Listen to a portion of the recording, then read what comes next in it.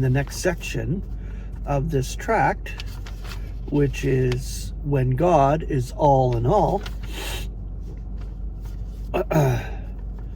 It's the sacrifice of Christ. We see then how unspeakably precious to God was the sacrifice of Christ, and how excellent its efficacy, when the end to which it points is of such an exalted character. Its effect is seen not only in the immediate of the life which now is, but also in that perfect ultimate, when God is everything to everyone. For creation, at first so beautiful and perfect, is at last even more beautiful and perfect, and all because of Christ. It is well to bear in mind that so lofty a goal is not the fruition of an afterthought. Rather, it is the joyous outcome of God's wise and wondrous forethought. Even so, God will do all his pleasure. And what other conclusion could set forth so well the supremacy of God, and the full-hearted satisfaction of the creatures of his hand? Was it not for this that Christ suffered and bled and died?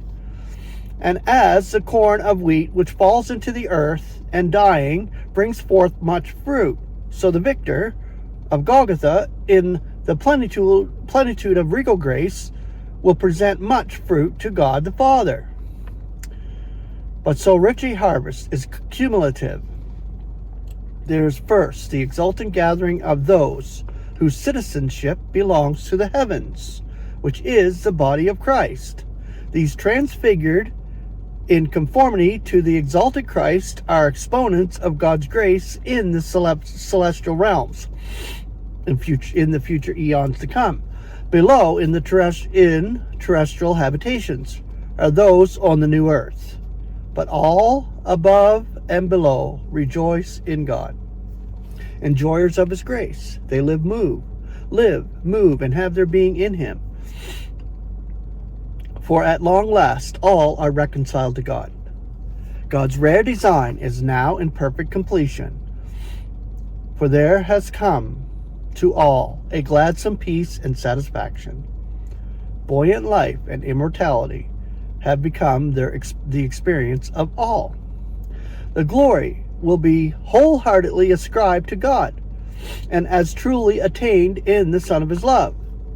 In view of this august consummation, so clearly taught in God's word, why then the doubt and reticence, even on the part of believers, with regard to so sublime a truth? And I don't agree with that part, because I believe true believers realize God's ultimate and understand what God has given them. A celestial calling, not a terrestrial one. We are to reconcile celestial beings. In the oncoming eons, his display of grace goes out to the whole universe in reconciliation.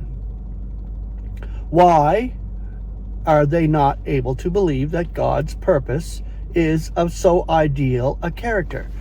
And this, I would say, is Christian unbelievers. I mean, back in the day when these were written, I believe there was more of a, even in A.A. Knox time, of course, I think there was more of a welcoming when it come to Christians. Today, no, because we realize how monstrous and heinous this system is, and how horribly fake and false it is. Is not God, the Father of glory, well able, through the Son of his love, to become all in all? Yes, a resounding yes.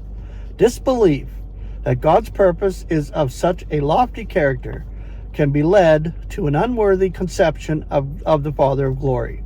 How can we think that the dogma of endless torment is honoring to God? How could it be the climax of the divine purpose? It denies that Christ will draw all to himself, thus ignoring the fullness and grandeur of his sacrificial life and death. Moreover, it ascribes victory to man's will in conflict with God's, in spite of the fact that many wills have been changed by the experience of salvation, not by man's initiative, but by influences brought on to bear upon him, as in the case of Paul, our apostle, the foremost of sinners in his day, was arrested on the road to Damascus and given that change. That change of mind, which was true repentance. All discord will vanish. God, who is love, may be thought of in many ways and by varying phrases, but his great, far-reaching love cannot be better expressed than by the term reconciliation. Surely, here's a word charged with precious ideas. Reconciliation clearly describes the atmosphere of accord where previous estrangement has existed. Christ has truly made peace through the blood of his cross, but the clear potency of it is yet to be seen when the ministry of reconciliation has accomplished its beneficent purpose. Then will Paul's great words be perceived in their highest light.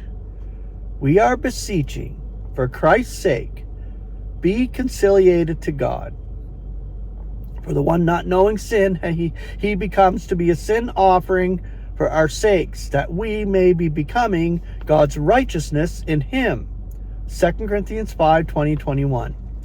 Because love will be the all-persuasive element in the great day of God, all discord will vanish. And nearer, ever nearer, draws the glorious consummation of God's purpose. The salvation of all is at last a wondrous reality. The tendency we see in God's great stream of the eons has widened and enlarged until all are richly blessed by its satisfying power. Its noble volume, now freed of all obstacles, attains a majestic flow, and so by seemingly strange and inexplicable ways the God of all grace accomplishes his purpose. For grace, not in rills, but cataracts roll. How gracious and glorious the stream, and how salutary its miraculous power. Sin has effected all but one glorious sinless being, which is Christ our Lord, and he in marvelous grace triumphs completely over it all. There will not be one single creature, then above or below, who is not lost in wonder, love, and praise. All will acclaim Christ as Lord.